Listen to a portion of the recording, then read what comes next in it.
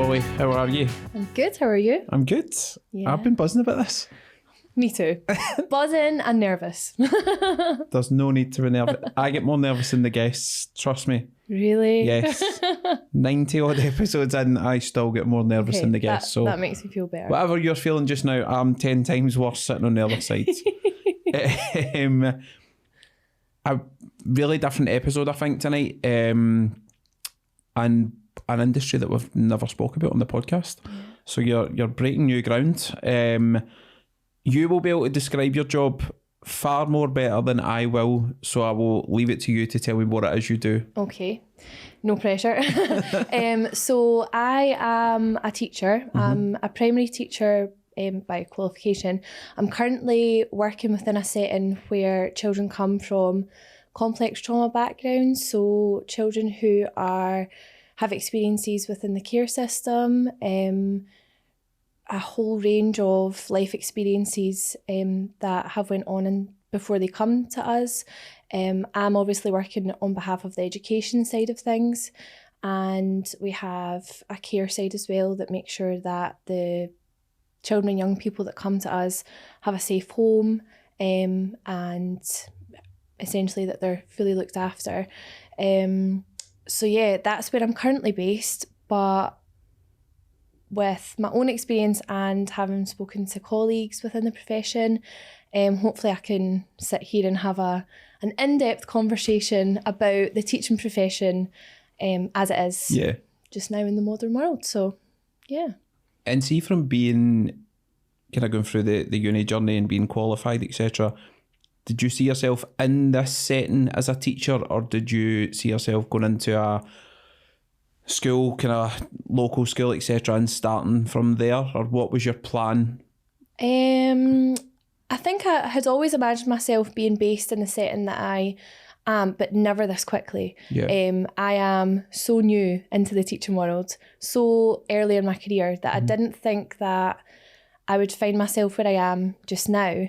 However, I'm kind of glad, because I was unaware, let's just say, of the reality of the job. And I think no matter where you are these days, teaching is a difficult profession. It's only becoming more challenging.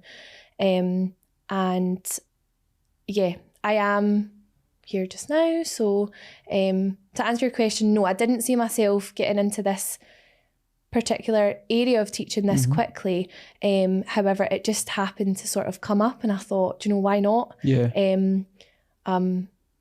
Motivated. I just think, let's go for it. And I'm glad I did. I think I'm at a good time in my life where I can just experience all aspects of it.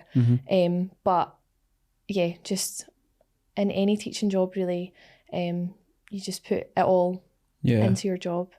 So I guess that's something just to be conscious of, that I'm trying to, even though, as I say, I am very early in my career, I had said to you earlier, I try and do it all. So I need to slow down, take it one step at a time, find where my feet are, and just take it from there. So, did it put you off? You said it there that it was early in your career, and did you have any doubts about taking a job like this early on, or were you always of the opinion of, I'll go and try it and see what happens? Truthfully, massive doubts. I think with the current setting that I'm working in, the children, their experiences shape their whole idea of education. So I think when you walk into a classroom as a teacher, the pressure is on you. You are the adult that is responsible for taking that learning forward. So I think I was really nervous because I was aware of the fact that these children have not been accessing full-time education for several reasons, but this pressure of, if I don't get this right, I'm only further disadvantaging them. So I need to get it right, and I'm hard on myself no matter what it is. But I think there was definitely doubts there of, what if I get it wrong, or what if I'm not good at it?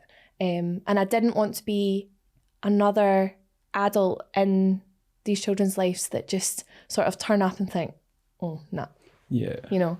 But I'm really glad that I've done it, because I've only been in the current setting that I'm in for just over a year, But what I have learned in this job will, I'll keep it with me forever. And I think it's interesting because I talk with friends, colleagues, just different people who are in a teaching profession of some sort, and there are major similarities. And just again, I'm not wanting to sit here and say, oh, it's a really difficult job. But I think with the way that society is and social media and all of this stuff, that I guess it's not fully the job that I thought it would be when I started. Yeah. Year one of uni, let's just say.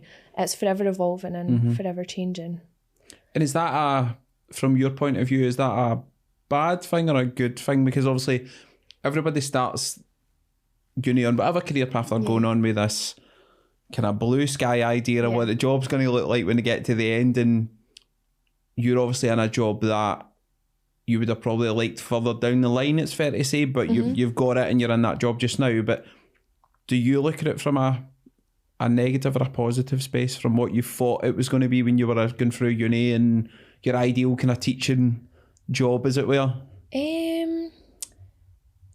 I think it's a bit of both, to be honest. I think it's good in the term that I'm fresh into the career. I'm trying to remain resilient. I'm thinking, I'm taking things, I'm learning from it, I'm adapting my practice constantly.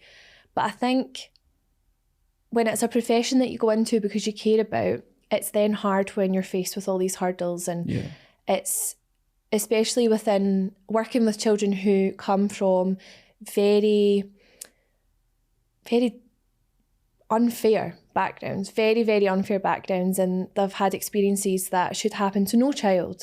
And then, you walk in and they're sitting in front of you in a classroom wanting to learn, because they've got the right to learn, they've got a right to an education. And that's my role as a teacher. I'm there to educate them and give them access to all these opportunities in the world. But I think, I think, again, coming back to that self-doubt and the external pressures as well, even something that I wasn't prepared for, and I don't think any aspect of uni could have prepared me for the fact that if a child, for whatever reason, if they are not ready to learn, then the learning is just not happening. I think the biggest learning curve that I've had is the power of relationships, that if you do not have the trust in relationship with that child, if you think of the different sort of experiences that they have had before stepping foot in the classroom, because bearing in mind with the setting that I'm currently in, they have maybe accessed mainstream school, they've maybe been referred somewhere else, and then they come to us and they're then sitting in the class. They've been the person that's constantly been excluded, or they've been the bad boy, or they see themselves as the idiot of the class. And there's all these really negative self-beliefs that actually you could have the best lesson, right? You could be the most experienced, all singing, all dancing teacher. You could have the best classroom with the best equipment. But if that child is sitting there and they are thinking that my self-identity is just like, I'm nothing, I'm worthless, I'm not even going to try.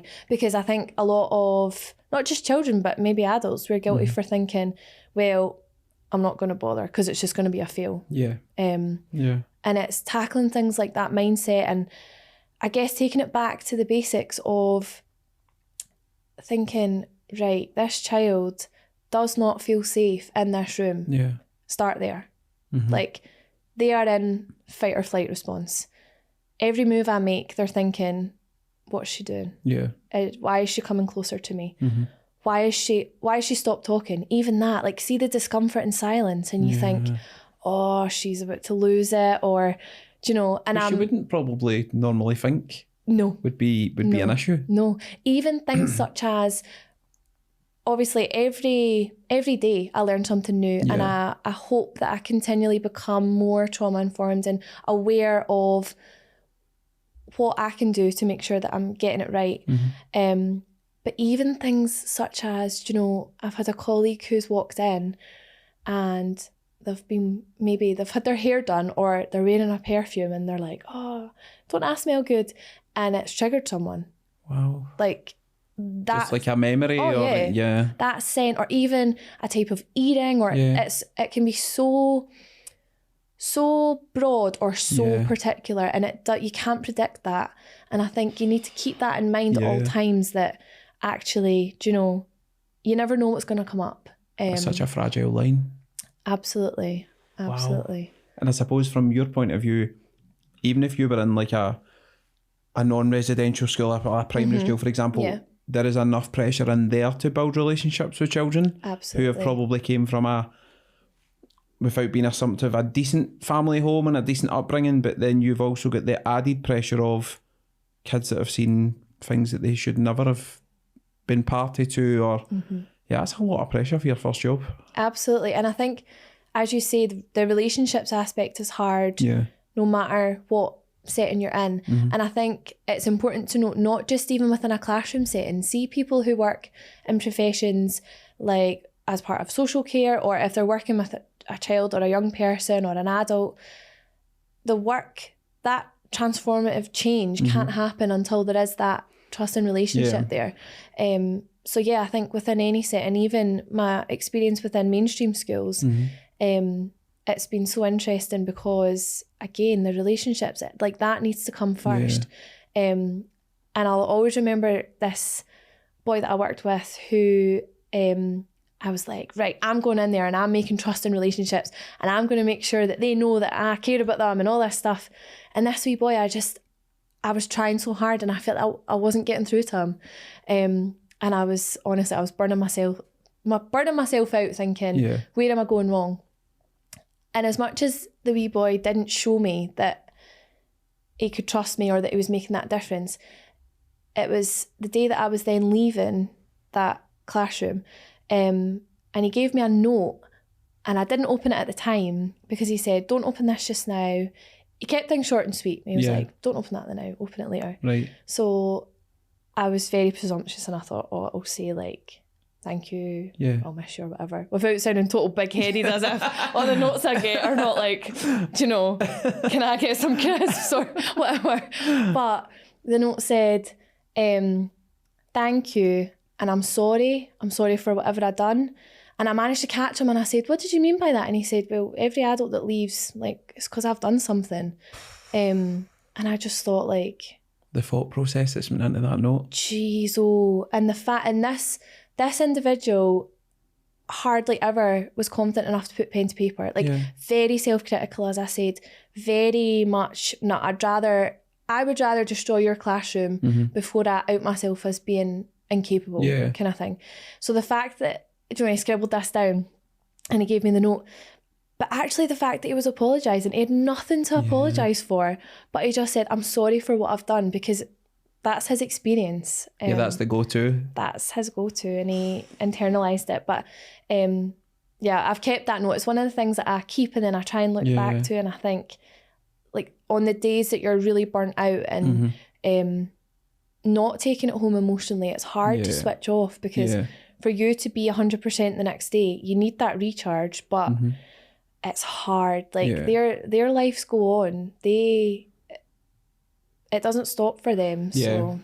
But it consumes yours as well at the same time. So it's I'm curious, now that we've spoken about that, how was your first day?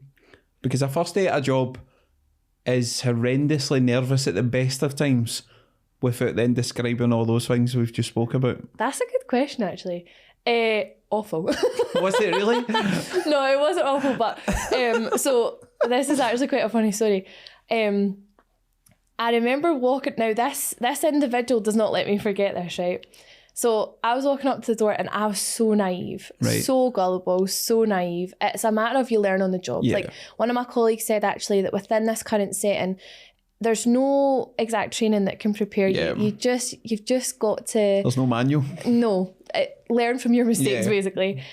So I remember walking up and this young person had said, like, oh, the piggies are here, right? Now, this is going to make me sound so stupid, but I was like Little Miss Goody Two Shoes, like, oh, hi. And I was like, pigs, have you got pigs here? Like, that's so lovely, because the setting that we're in, it's very different to your usual school. Yeah. So like there's maybe a chicken or there's maybe whatever, and I'm like, pigs, trying to make that bonding relationship. I'm like, that's lovely. And she's like, no, you idiot, the piggies, and turned around and there was a police car behind me. And I'm thinking, oh my God. And that person makes me laugh, because they'll say, do you remember that you actually thought that I was talking about pigs? And then obviously there's then tackling the whole relationship with the police with these young children and young people, because their experiences for several reasons are so negative that alone, like, I had no idea how much work we would need to do with the emergency services, because as much as you've got to educate children on like the curriculum and what they actually need to learn subject wise, there's a lot of just life skills that that you really need to cover. And we were fortunate to get the local police into the school. They played football with the kids. It was the best thing that could have happened. And repairing those relationships, because children act out from learned experiences. You know, you only know what you've been taught or shown or heard or seen. So actually it's shifting that whole perspective. But apart from that, the first day was a total blur. And don't believe everything that a kid tells you. I've learned that the hard way as well. See, when you were talking about the police there, and it applies to like you as well and your job, like where do you even begin to hatch a plan to try and gain the trust of these kids? Because it's not as much as you're planning a curriculum, you're then also planning strategies for how do I gain these kids' trust and their buy-in and get them to be kind of learning and taking something out of it. Where do you even begin with that? So I would say, I actually spoke to my colleague about this. Like, what would you recommend to someone on day one? And actually it's just be human. Like, don't have an agenda. Just sit with them. If it's one child, 5 children, or like a group of whatever, just sit and just be human. Like, find out about them and then take it from there.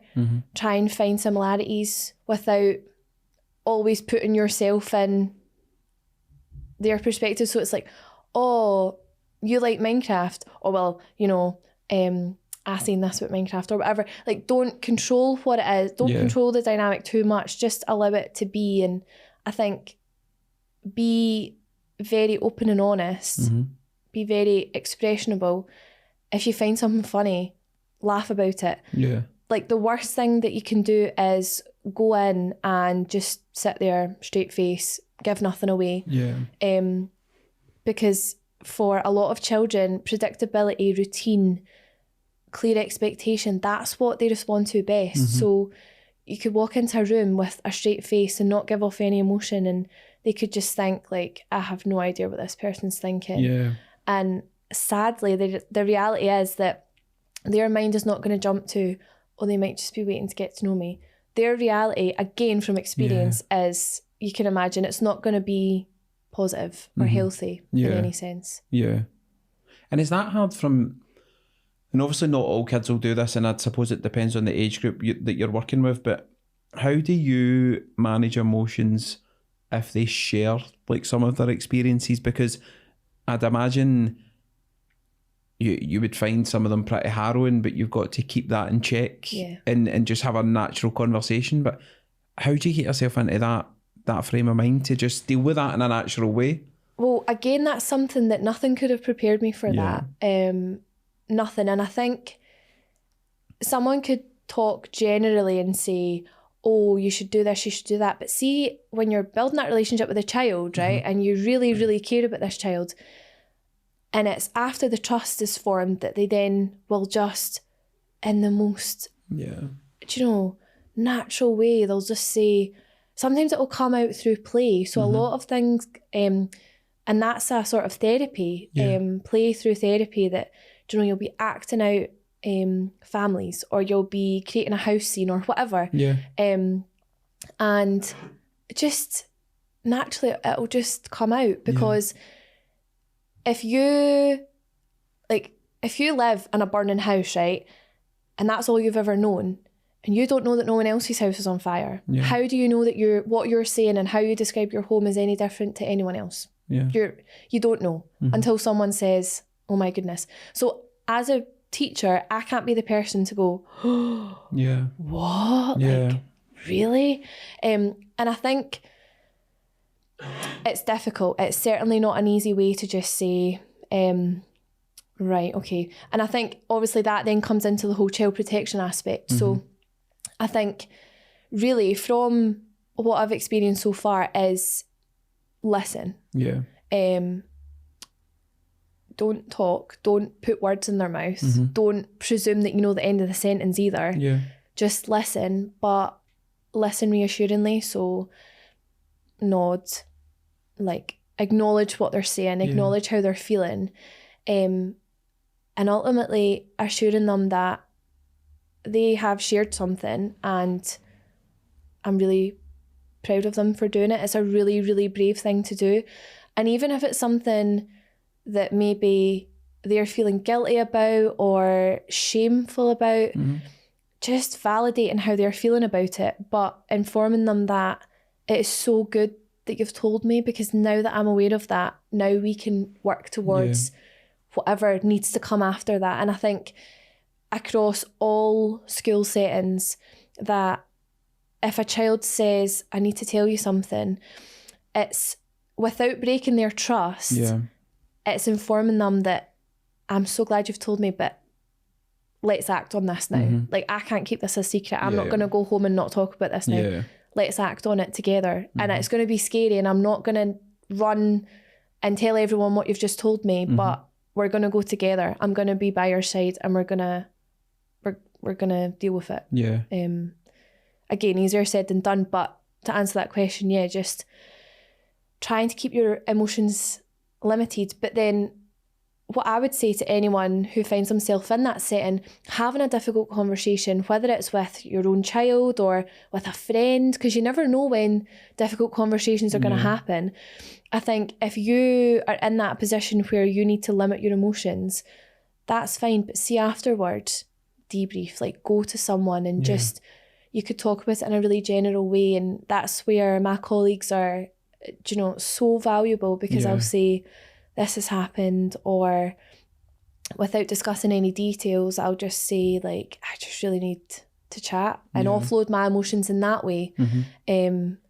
Because certainly it's a difficult thing. But it's almost this is really weird to say, but it's almost a good sign when you get that conversation, because they might not have spoken about it before. And they're obviously trusting you to talk about it. So in a weird way, it's a positive, but it's a very, very difficult positive to come across. And from that, and you just touched on it there, and we spoke about it a wee bit before we came on, how do you deal with it when you go home? Because like that would live in my head rent free. Even if I was off for the weekend or if I was doing whatever. But how do you process that when you finish? I don't suppose in the job you do finish for the day as such, because you're always thinking, but what do you do to try and balance that? Because it would consume you if you let it. So I think it's important to start off this response with, I am in no way the person to ask advice for with that. And my friends, my colleagues, my family can confirm what you're asking her for, because she is not someone to... I think it's difficult, because if you've had a really emotional day, you want to talk about it, or maybe the last thing you want to do is talk about it. I think it totally depends. I've found that if I speak to the people that are close to me about it, if they are not from a teaching background, or if they have not worked in a similar setting, then can be a lot of judgment or misunderstanding or, oh God, that's awful. And then, what are you doing at the weekend? Like, just a total change. So I think it's important to sort of offload it on people who get it, and who have similar experiences. So I think reaching out to colleagues and offloading it before you go home, because I think, say, leaving it at the door and then getting in your car, and I'm fortunate that I've got quite a long commute, and I know that sounds weird saying that that's a fortunate thing, but I'll get in my car and I'll put a podcast on, or I'll listen to music, and I'll try and switch off. And don't get me wrong, that doesn't just work. That's not a simple fix. I am thinking about my current pupils, but then I'll then see something and I'll think of someone that I've taught previously, or I'll think, oh, I wonder how they're getting on. So I think, just as I said to yourself, recognising that you can't change the world. You can only act within the moment that you're in. So finishing each day thinking, do you know what? Even if I didn't do everything that I wanted to do, I turned up. I kept strengthening the relationships. I listened when they needed someone to listen to them. I tried my best. And I think that teaching is such a self-critical profession that you're going to always think, how can I do better? How can I improve? Platforms like social media, it's great because you can see things that people are doing and you can borrow ideas and you can be inspired, but you can also get home from a really rotten day and compare yourself. Like anything, you can then look and think, oh my God, no learning happened today. Learning is always happening, but nothing went to plan. And then there's, Mr. Black and his excellent lessons, or whatever.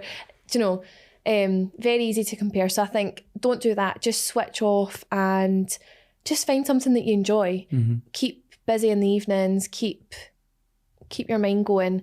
And again, I'm afraid that's all the advice I've got. But I think that's good as well, because you're obviously early on in your career as well, and I don't think that's a bad answer, because people will be sitting in the same position and going, well, it's not just me then. That it feels like that. Do you know what I mean? So I don't think that. I think that's a good answer, because it's an honest answer. And I guarantee you, if you'd have said, oh, I'm fine, mate, I just park at the door, people will be watching this going, liar, absolute liar. Absolutely. So yeah, I like the answer. What about, and obviously if you've been in this position a year, is there any real success stories that you've had, or points without being specific and making kind of generic as possible, you felt, I've done really well here, I've done really well with this situation? So I think an important moment that comes to mind, because it's a sort of bittersweet celebration. So I'm really, really proud of my input within this story, but I'll tell the story and then you'll understand what I'm meaning. So we had a young person that came to us who had not been able to engage in education for a number of reasons. Their entire experience of education had been disrupted for, again, more reasons than one. They were constantly being removed from class. They had never made friends. It was just really, really, I can't imagine how difficult it would have been for this young person and the people around them, because things just hadn't been aligning for this young person. And the young person found themselves within our setting. And I'm not saying that we were like, oh, look at us getting it right, because it was, again, trial and error. Forming those relationships, creating a safe classroom, taking away the sort of fear of making a mistake, that we're all here to learn. And through time, just consistency, routine and all that stuff. And what we were offering just it happened to be right for this young person. So the change was incredible. Things like at first, so when I compare their first day to where they are now, on their first day, within 20 minutes, they attacked staff. Wow. Before they sat down and within my classroom, before they sat down, they went for a teacher, because it was like, I might as well get it out there. That's who I am. I'm not going to last long, because I never do. So I might as well just get myself removed and get the disappointment over with. And thankfully within the setting, we were fully prepared for it. And we reassured the child that they're safe and all this stuff. And just treated them the exact same as we would if that hadn't have happened. Whilst obviously looking at the violence aspect of that and learning through that and how are we going to express ourselves differently and all that stuff. And it's not been a plain sailing journey. Yeah. However, fast forward, say 4 or 5 months, and it got to like the end of the school year. So it came to writing a school report. Now I could not wait to write this person's school report. Like I was so excited because there was so much to recognise, and I literally could not wait to write home about, oh my God, listen, like he's done this, he's done that, whatever. And I caught up with the person at home with this child, and I said, are you proud? And they said, we're really proud, but he hates you. He absolutely hates you. And I just thought, what? And she said, he has never had praise like that before. Like he has never had a good school report. So see, when your report came, it was so alien, so unfamiliar that he just thought it was a total question of his entire identity as a young person. And he just thought, oh my God, like, wow. Part of it, which this child then later spoke about, which is so powerful, and I think comes back to why I'm talking about this example as a win, is because that child expressed that for the first time within this current educational setting, it's the first time that he's felt that there is a chance. First place he's been able to form friendships. First time he's been able to express his anger and it not go full scale. Like he's found regulation strategies. However, here's this idiot giving me a full green, perfect school report. So in his head, he wasn't staying with us. Like he thought because it was a good report, then he would need to go. He would need to go. So it then resulted in self-sabotaging behaviours. Like it was really, really interesting because I could never have predicted. The night I wrote that school report, I thought, yes, that was a win. Like, can't wait for this person to read it. Just so interesting. Thankfully, we've been able to do work together since. And we've tackled that, and this person's getting better at recognising that actually, do you know what, I am doing really, really well. But I think that was really interesting because, again, nothing could have prepared me for that. That was a total teacher win moment. I've got this right. And because of that child's experiences, it didn't go to plan. So, but that probably goes back to what you're saying when you don't get taught that in uni. No. About a situation where you're 100% certain that it's going to go well, and then that curveball comes in. 100% certain it's going to go well. It goes well. It's all perfect. And you get told, he hates you. Wow. But it's also, it's so, I don't even know if it's sad or terrifying that mindset's there. I know. Absolutely. That if you get a good report, that must mean that something negative's going to happen off the back of it. Yeah. And it's that whole uncertainty that, well, I've not had this experience yet, but my previous experiences have ended very badly. Again, it goes back to that other young person I spoke about, that I'm sorry for whatever I've done to cause you leaving, because with his experiences, adults leaving or people leaving has been his fault. So then the current child that we're talking about, it's like the fear of the unknown. A good report. Well, does that mean these adults are going to stop working with me? Does that mean I'm going to stop coming here? Is that what that means? Or well, I better go back to who I was on day one? And you think, like, that's difficult because all you're looking for is progress and to move forward. But it's difficult to shift all mindsets to know that we're moving in the right direction. 100%. Wow, what a learning curve that is. What's the best bit of advice you've had in the job? Ooh, best bit of advice. I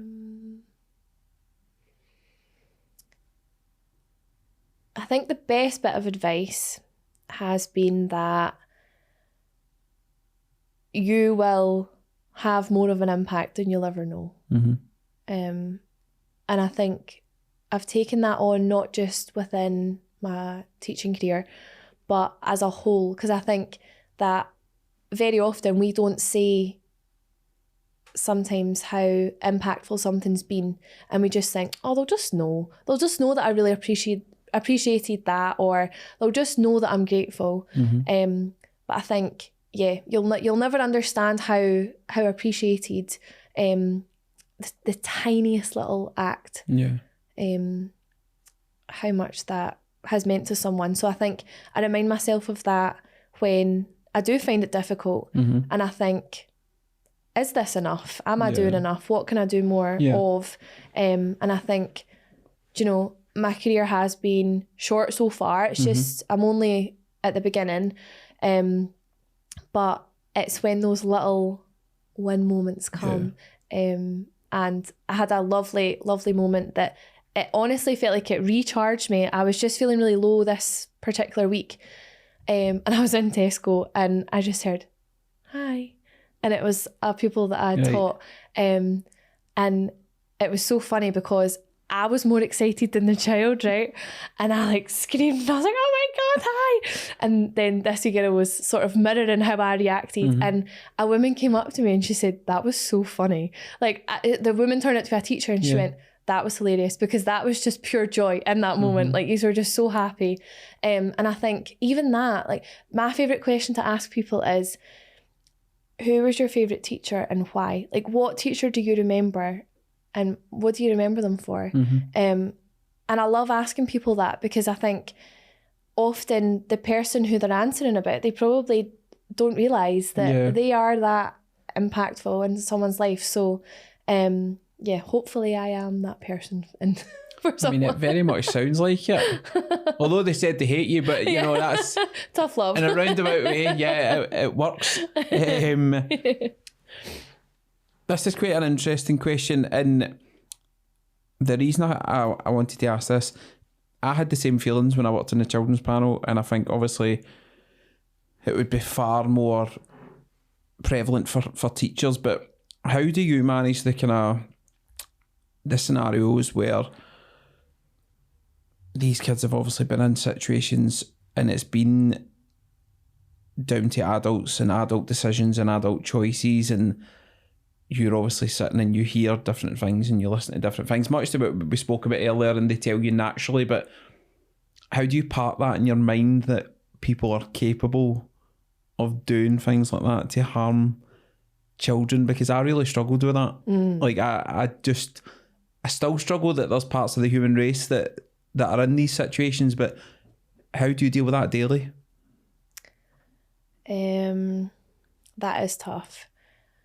I think, I don't even know if my response is the correct one, but I think you can't spend too long thinking about it. I think you would find yourself in a dark, dark hole of anger and blame and really negative emotions if you spent enough time trying to understand it. Because I think a lot of the behaviour, particularly, you know, things that you will have seen or heard or about on a children's panel, for example, you try to understand it and you just can't. Sometimes you just can't, because you don't know what has gone on in that circumstance to lead to that. And I think it's certainly difficult, especially when you're made aware of these moments or actions, whatever it may be, and then you look at the child in front of you and you think, that was you. Like, it's insane. But I think, I don't know, what gives me weird support in those moments, and those moments are really hard. What gives me strange support is that I was working with a parent at one time that this parent was given everything, right? Like, they gave everything within their capability to be a good parent. Now, it was nowhere near enough. It will never be enough what this parent could offer, because of the intergenerational trauma that they'd experienced, because of the situation that they were in themselves.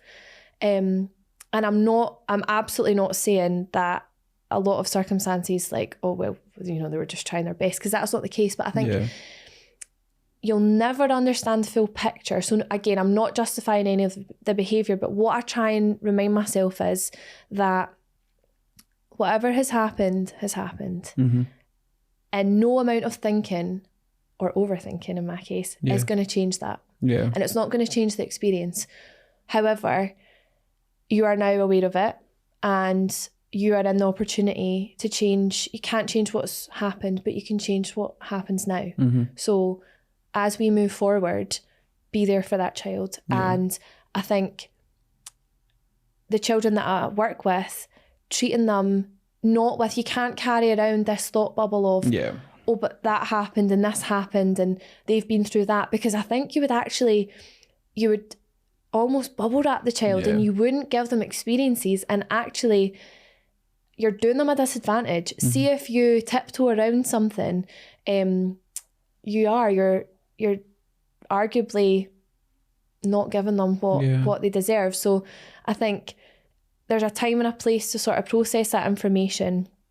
But yeah, just knowing that it's happened, it's been an experience, and then just trying to look forward. And again, as I say, don't spend too much time trying to justify it in your own head, because it wasn't your action, and it's something that you can't even begin to understand or imagine doing yourself. So yes, it can, just to anyone who is sort of finding themselves dealing with it, just be careful. And just talk to someone if you need to offload. Again, find someone within a similar profession or who will understand and listen and talk to them about it, because sometimes just hearing something can be traumatic within itself. So yeah. Great answer. I'm curious, and obviously you were at the Graham Armstrong event. Yep. Great event, by the way. Thank you. It's all down to Graham, but it was good. You were part of it too. And he'd spoke about obviously the effects, and he won't mind me saying, he was one of those kids at high school, and he was in that cycle, and there was a teacher there to guide him. From a different kind of perspective, was there teacher influences that you had growing up that made you want to do it as a profession? Or was there anybody that was a real kind of shining light for you that you look back on and think, that person done me a lot of favours? Yeah, so, and it's interesting you ask that actually, because this particular teacher of mine springs to mind when I was reading The Young Team. My Mr. MacGyver equivalent was a high school teacher, and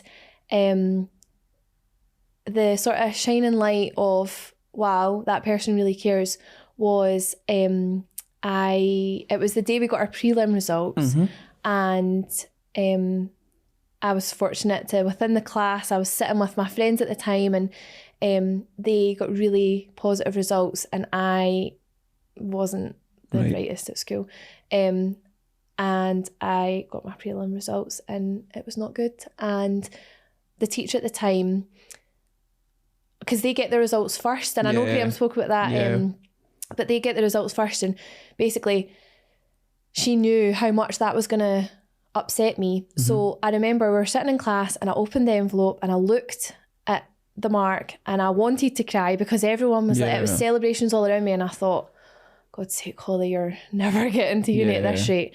But little did I know, my teacher had actually looked and already had a plan for me. So at the end of the class, grabbed me and said, I know how upset you are. However, don't worry.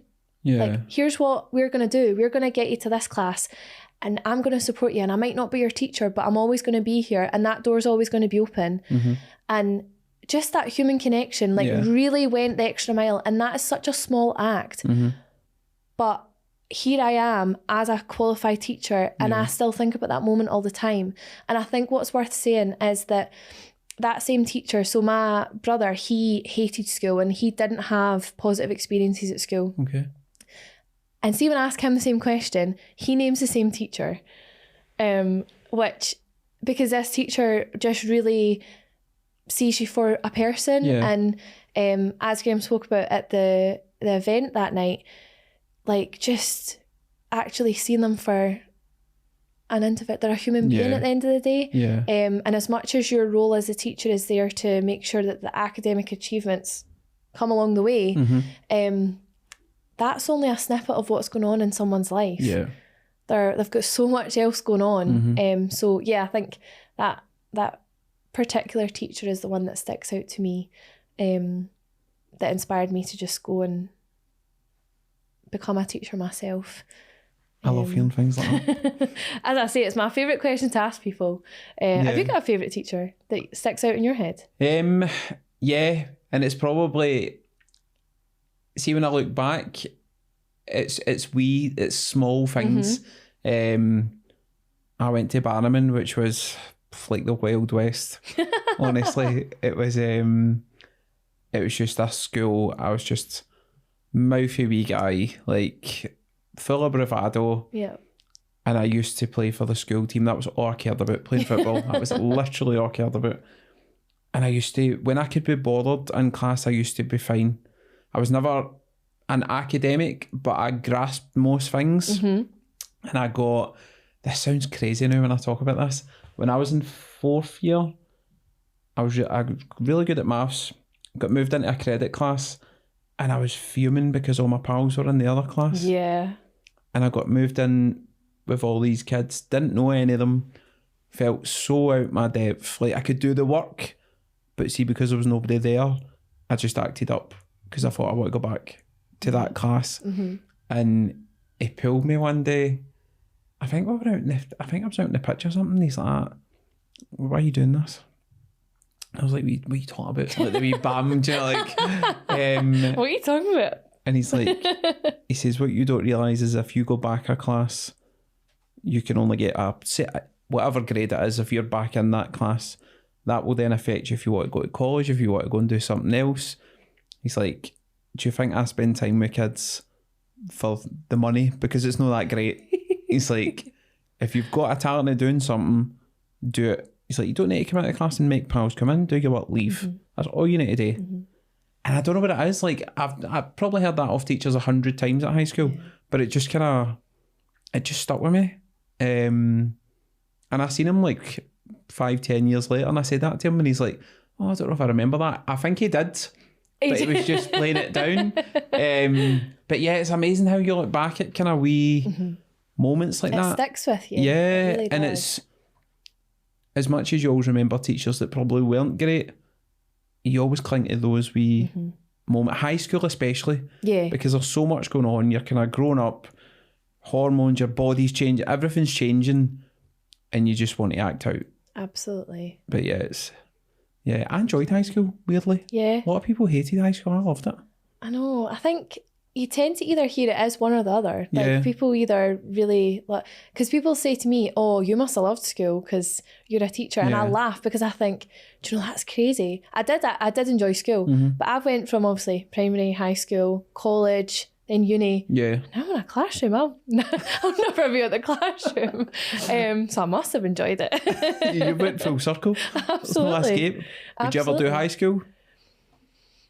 I'd love to say I would do high school, but I don't know. One of my closest friends, she's a secondary teacher, and she teaches English. And I was talking to her before coming on here about her experiences. And although you could say that the setting that I work in compared to the setting that she works in, they're different, there are so many similarities. And she faces a lot of the same challenges.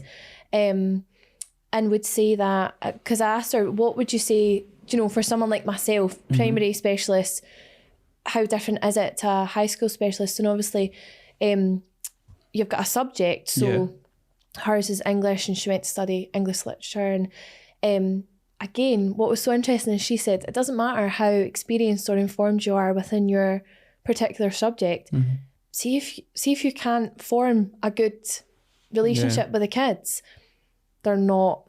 the learning's just not going to happen. And I think that can be confirmed in what you say about, you always remember the bad teachers.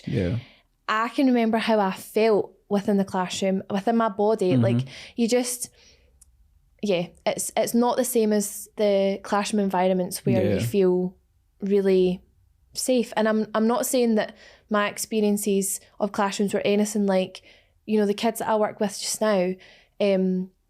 But if you're just not feeling it, then it's just not. Yeah, but it's a little, even from what you do to even from being at high school, it could be a little remark from a teacher. Oh yeah. That just plants a seed, and like you talked about earlier, people then revert to that. Right, okay, then that's what I'll do. That's what you think I am. That's what I'll do. But you don't realise at that age the damage that then does to you from a perception point of view and going across the board, and you're relying on those teachers that are like, no, that isn't you. I'm not having this. And, absolutely. But yeah, it's... Absolutely, because often the children that within my current class, it's funny because I am their biggest supporter. Like I will say to them, for example, if they go along to music and they say, oh, do you want to see me playing the drums? I will convince that child that you better remember me when you're famous, because I will be in that crowd screaming like, remember me as your teacher. And they laugh, but I'm serious, because I think these children do not believe that. They do not. I think some people would say that with a certain level of trauma, it's difficult to see yourself next week, never mind 5 years down the line. So when you're asking these children, oh, what do you want to do when you're older? A lot of the children don't know. And they think, well, as long as I don't end up inside, then it's a success. It's a success. And you think, yeah, but I'll ask you again, what do you want to do? And they have no idea. So I think it's important within my role to like celebrate the wins before they've even happened and reassure these children that it doesn't matter. Change is always possible, and it does not matter how you might feel about yourself. You are always capable of doing something. Some questionable career choices when they have said, oh, I'm going to go and do this, or, do you know, and I think, right, that'll change by next week, but we're all the same. What's the most random one that you've heard for a career? So it's been based on things like if I've done a lesson and say it's a science lesson, right, and it can be the most random thing, like I'll lecture them, what do you want to do when you're older? And then it'll be taking screw tops off this thing that we're using for an experiment, and they'll turn around and they'll go, I'm going to do this when I'm older. Like it's not even a job, but they're like, there's your answer, I'm going to do this. And you just think, right, okay, well, wee bit of work to be done there, but that's fine. When you were young, you used to think jobs that were there were brilliant, and they actually weren't. I was talking to my missus about this the other day. I used to think if you worked in Toys R Us, you just tested the toys. Like, I genuinely thought that was, see, like the film Big, I thought that's what you done. Just Tom Hanks sitting in a wee office testing all the toys, and I'm like, love to work there or in a sports shop. I know, because see, when I think of Toys R Us and my perception of that place when I was younger, there was just toys everywhere. Like, see now walking through, like if we take my friends wee boy to Smith's or whatever, and I think it's just a crowded, you kids don't know, shop of hell, do you know? But actually when you're younger, you just think like, wow, when all it takes is, I guess, for one inspirational person or a role model, and you might think, oh, I want to do that. And like a lot of the women in my family are all nurses, and I respect them so much for it. And I thought, I feel like I wouldn't be able to be a nurse, but I don't know what I want to do. So again, it was having positive teachers who really cared that I've ended up in this career. But that's always a hard question, especially in your teenage years when people are pressuring you for decisions and you don't know what you want for your dinner. No. Go to careers officer, like, you can work in an office. Doing what? I know. Just work in the office. I know. That's it. I went to a football player and they just laughed. I'm like, no, pick a real job. That is a real job. Well, that's the thing, this whole real job, and you just think, if you're passionate about something, go for it, stick at it. Yeah, totally agree. Yeah. Let's give a controversial question. If you could fix one thing in the industry you work in, could be it the job section that you're in just now or the system that you're working in, with money and time not being an object, what would it be?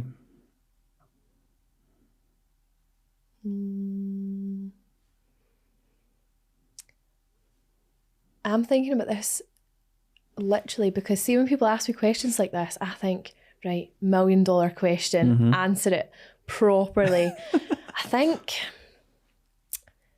I would take away, I know this could probably be applied to most jobs, but I would take away the financial limitations. So what I mean by that is that often you'll speak to people within all different aspects of education and say the funding's not there, or there's not enough money for that, or not enough funding for staff, or making cuts. You know, oh, that resource is ruined, well, we can't get it. And you think that you've got all these humans who are giving it their everything. But again, like a lot of jobs, and that might be a really boring answer, that like a lot of jobs, it comes down to money. But I think what I would change is that taking away those barriers, because there's enough barriers to this profession as it is, without then feeling stuck. And I know a lot of teachers, totally not speaking from experience here, but a lot of teachers, you're like, well, I don't have that resource, I'll go and buy it. And I know that's not a healthy habit to get into, because then you also end up with loads of random stuff that you just can't use. My poor gran, her bed, like she's got a spare bedroom and it is just the most random. Stationery. There's a tent in it, there's stationery, there's books, there's jigsaws, it's the most random stuff. But yeah, it's just like, but I mean, money does not fix all problems. Yeah. It doesn't fix even half. But I think, that would be one limitation that I would like to tackle first. Because I think it would relieve pressure and allow more staff. Like within teaching just now, there are so many teachers out there who would love a job. I was speaking to someone who has just newly qualified, and there's not many jobs out there at all. But I think that's down to, you know, we're training and we're hiring new teachers, but cost of living crisis, not as many people are retiring, and then they're making cuts and they're removing positions within schools, and it's that's a whole bigger issue and bigger discussion in itself. But I would say the financial side of things. Yep. What do you think is the biggest misconception about the job that people have? That your job ends when the bell goes. That, and I laugh because some people like to wind me up saying, if I say I'm a teacher, like, no bad, 6 weeks in the summer, like all the holidays, what are you moaning for? Like, you know, you get paid to have fun and all this stuff. And I think that to be a teacher these days is not just to be a teacher. For a lot of children, you are a consistent adult in their life that, if you think about how long a child is in school for, like that is a massive, massive part of their life. So often you can be the shoulder to cry on, you can be who they go to for advice. You're loads of things. You can find yourself being a nurse, a psychologist. There's loads of things. There's loads of different hats that people say that you've got to put on and juggle within a day, because that's just for one child. So then imagine you've got a class of 30, and how I see it is 30 children are coming from 30 homes.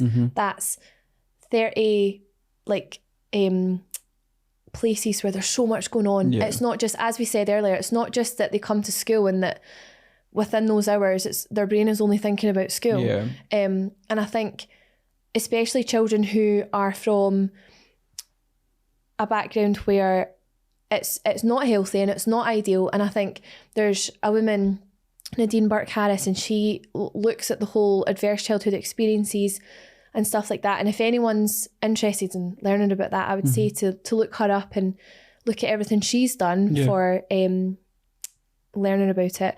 But she describes in one of her books as children who come from difficult, or if they've had difficult experiences, it can often be, again, as I said earlier, about the whole fight or flight. It can be like living with a bear, that your nervous system is responding as if you are constantly in threat. So can you imagine if you feel like you're in a cave, it's years and years and years ago, you're in a cave and there's a bear and your heart's going and your body's preparing for this traumatic event. which isn't going to come, but your body is preparing for it, and you just can't relax, and there's so much going on because you're living with the bear. So then you think, right, well, the answer is remove the bear. But if you can't remove the bear from the cave, because what if that bear is a parent? Yeah. What if that bear is a situation that you find yourself in often? Like, it can't be controlled, and if it was a case of just removing the problem, then we wouldn't have an issue. But I think that's difficult, because then that's just one child sitting in one classroom, and this whole time that all this has been happening in their head, myself as a teacher has been harping on about, here's the spelling words of the week, and they're sitting thinking, like, my palms are sweating, I can't breathe, I don't want to go home because I don't want to face what's at home.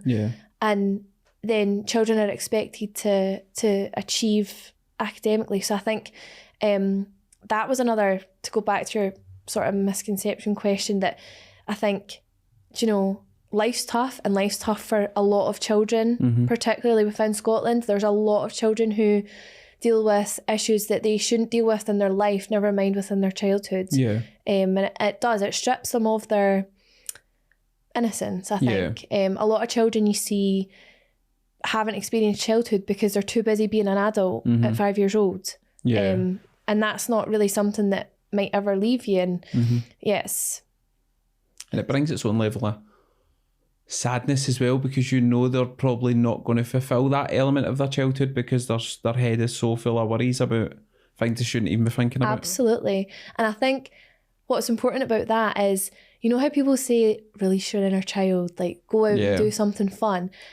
My advice to anyone listening to this right now is find something that you find fun, no matter how embarrassing it is, because as much as this might come across selfish, that I've benefited from this, like we do things with the children within my current setting, and say it's something as simple as going to a trampoline park, right? Take your shoes off, go on the trampoline park, join them, and just have fun. Because I think there is enough stress out there. I don't need to tell anyone that life is stressful. And you're only a child for such a short time, and so many people don't get to experience that as it should be. And no one is going to come and say, right, go and have fun. I'll take on all your adult stress. Leave it to me. Like that's not going to happen. So allocate time for that, because it is really, really important. I don't know if you would agree with this being a parent, but you would move mountains for children to enjoy themselves and and have a good time. Why are you not doing that for yourself? But I think it's and I was one of my friends who has got twins who are twin girls who are 5. We were talking about this the other day. Like, even like my kids are 14 and 18 now, they're not kids anymore, but I still look at them like they're 5. You focus that much on wanting everything for them to be amazing in their life, but you kind of forget about yourself, or you sacrifice yourself a little bit, because even I remember when they were like grown up and I still get guilt when I buy myself something in a shop. Like, really? And it's so irrational. You're like, I've just spent X amount of money, or I've bought my daughter a book or something, and I'm like, I might get a book, and I'm like, but then I could get her too, and I'm like, what is going through your mind? And I don't think things like that ever leave you, but I think it goes back to that, you just want to give as much as you can to yourself to look back. I always look at it and say, when they're both in their 20s, 30s, doing whatever they're doing, I want to be able to look back and go, do you know what, I've done everything I could. And they're happy, and will I make mistakes? 100%. Everybody does. Doesn't matter what you do, you're going to make mistakes. They're going to make mistakes, but let them make them and find their way back and do whatever they want to do. But yeah, it's interesting. It is interesting. I think that is important. Let them. Let them make the mistakes and be there for them when it goes wrong. I'm not a parent, so I really admire what you're saying there, and I think people say the same thing, that they want to be able to know that they've done everything that they can, and I think I would apply it to the children within the classroom, that just allowing them to make mistakes. And I think within the current setting, it's about almost cushioning that fall, because a lot of the time the mistakes that have happened have been catastrophic or they've been really, really severe, that it's cushioning that fall, that actually everyone's going to make mistakes and actually that's where we learn. So yeah, just trying to support that. Yeah, totally agree. I mean, that's probably, we've spoke about a couple of these, but what was the biggest thing from doing all your uni work, doing all the kind of theoretical stuff, what was the biggest thing that it just didn't prepare you for at all? Like when you've got there and you're like, taught nothing about this in uni, this is completely uncharted territory for me.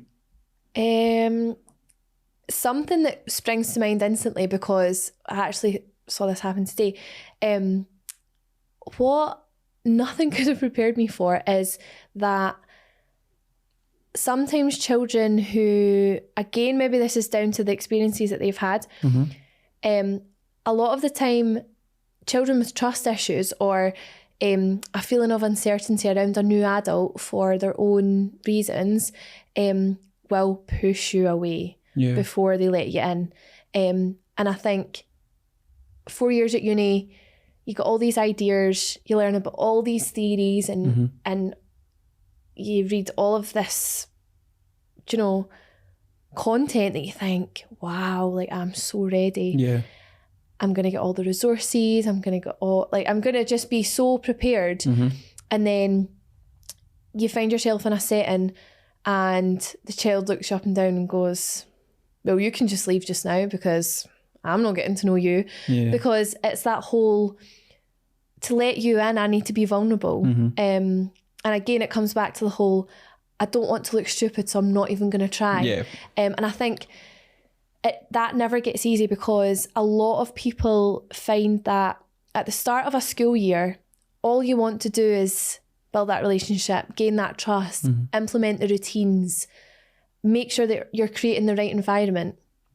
And then see, when it gets to the sort of end of the school year, you start to notice that no matter what you've put in, nothing could prepare me for that breakdown of relationship. Because I remember being on a placement and it was nearing the end of the placement, and a child that I worked so hard to really, really make that difference for just started, like wouldn't even look in the direction that I was in, said, I can't wait till she leaves. And someone turned around to me and said, it's easier for them to hate you than miss you. Because, and that to me broke my heart, and it never gets easy, because now I know that leading up to the holidays, when I'm being faced with really difficult, challenging behaviour, it's through a loving way, and it's reassuring them that I'm going to be here and it's okay.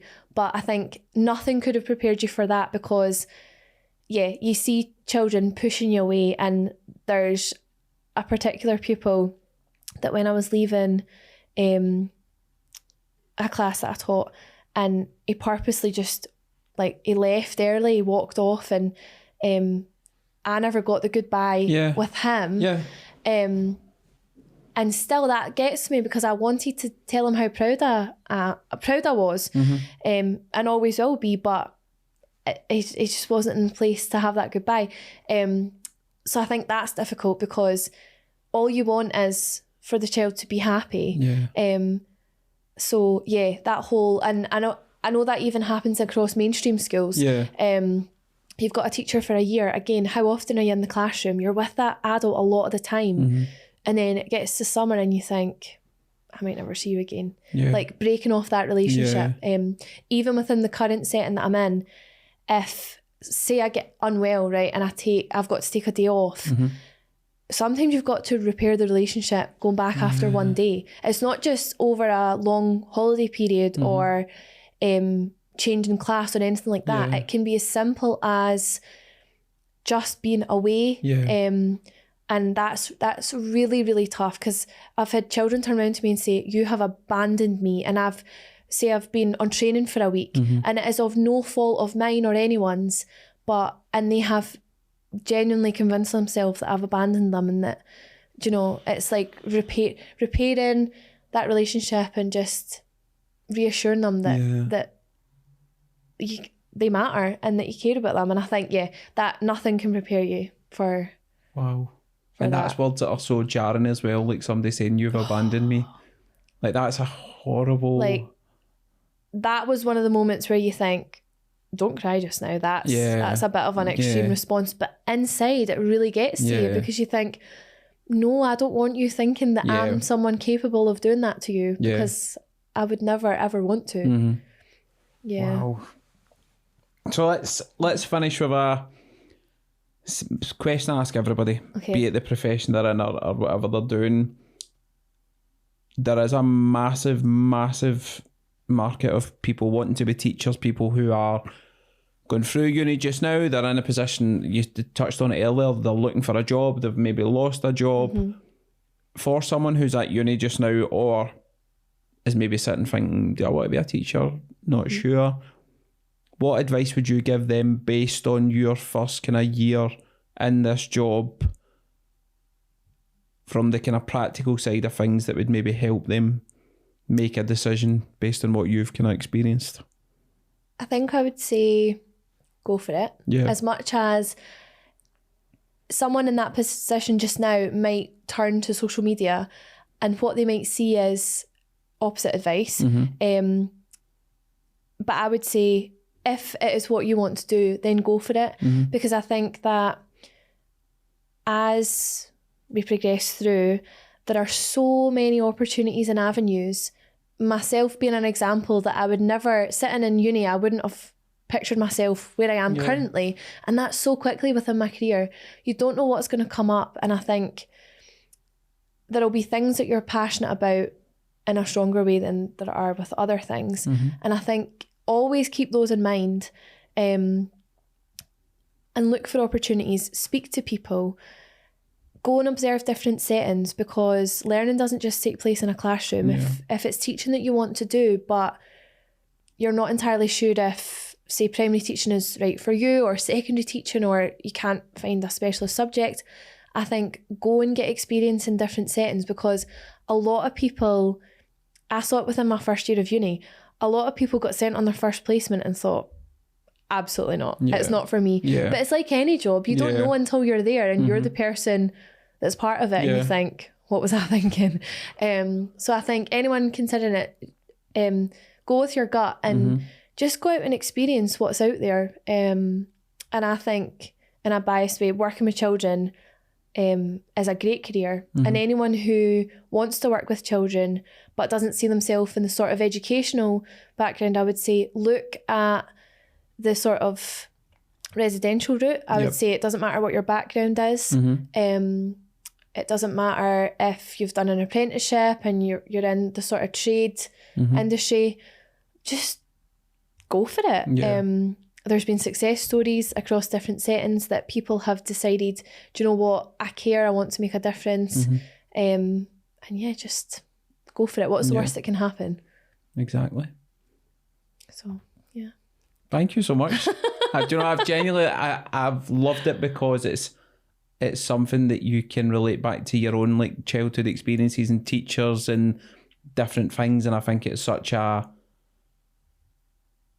debatable topic, because you know yourself, there's about a million opinions on teaching on social media, from teachers themselves to parents to kids that have now left school. There's a wild variety, but no, I enjoyed that. It was good to have a chat about it. Thank you very much. And I think just on that note, and then I'll stop rambling on, like respect to parents as well.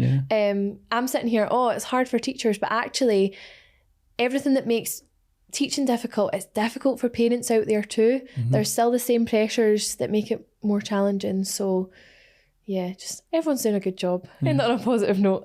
Love it. Thank you so much. Thank you so much.